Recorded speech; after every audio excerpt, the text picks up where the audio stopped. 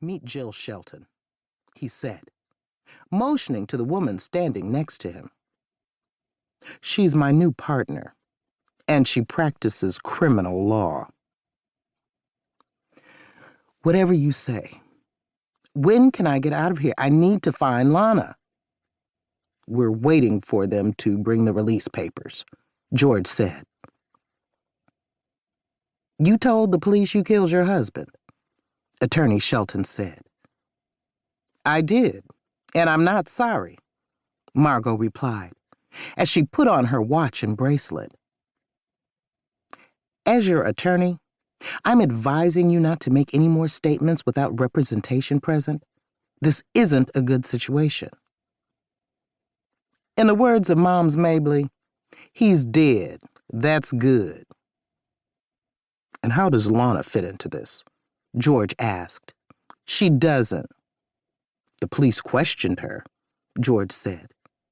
"She told the police she killed your husband, then posted bail. That's how I got you released." "That's ridiculous. She's trying to protect me."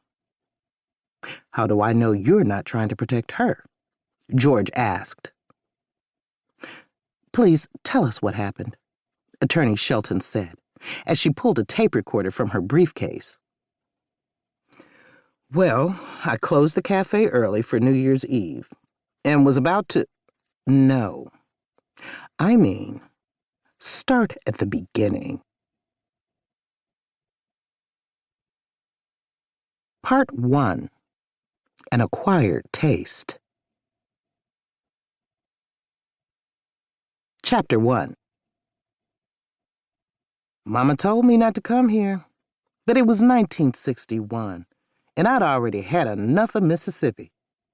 Historians might say I was part of the great migration of Negroes who left the South fleeing racist violence, segregation, and poverty.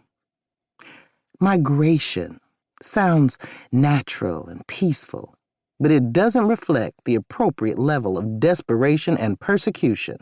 Great Escape is more like it. I grew up just outside Price, Mississippi. I was the youngest of 5, the first born in a hospital, and first to graduate high school. Segregation and discrimination were prevalent, but I stayed on our side of the tracks, oblivious in the warm cocoon my parents provided. The first crack in that cocoon occurred when I was 14. My beloved daddy died. He was a World War I veteran who had met Mama at a church social. They married, bought land, raised cotton and children. I was much younger than my siblings and was basically raised as an only child. My siblings tell stories of picking cotton, World War II ration books, and riding to town in Granddaddy's wagon. I never had to pick cotton or leave school during planting or harvest time. When I turned 13, we moved into a 4-bedroom house Daddy was building, with indoor plumbing, electricity, and a wraparound porch. Mama complained the new citified stove didn't bake as well as her old wood stove, but I didn't miss toting firewood every day.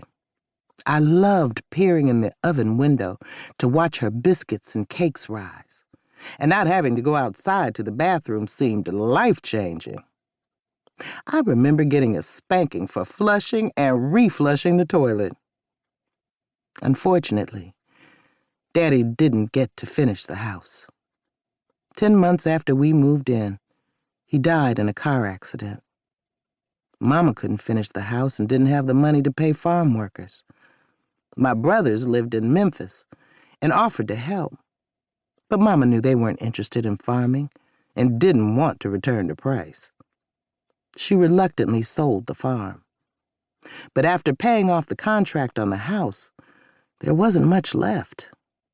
They say those white men cheated her out of the property, but there wasn't anything she could do about it. Even though she had never worked outside our home, she got a job as a domestic, and we moved to a 2-bedroom shotgun house closer to the railroad tracks in Price. At the time, I didn't realize how much Mama was struggling. I liked